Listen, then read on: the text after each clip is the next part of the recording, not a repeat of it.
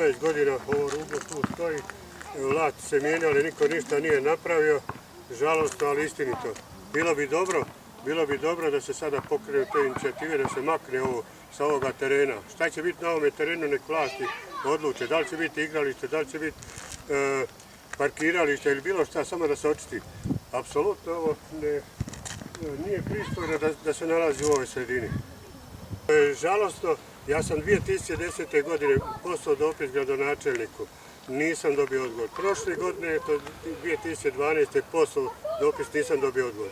Međutim, dao sam opis ovoga svega šta se događa unutra u naselju, dao sam zastupnicima u našem gradskom vijeću, gdje je postavljeno pitanje svim zastupnicima i gospodinu Barišiću.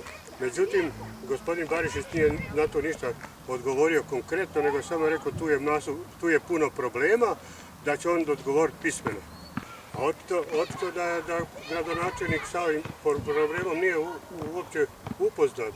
Ali čudno mi je da nije i gradska četvrt, ljudi koji rade u gradskoj četvrti, mijenjali se vlasti, mijenjali se ljudi u gradskoj četvrti, apsolutno mi građani nemamo povratne informacije, odnosno šta se događalo.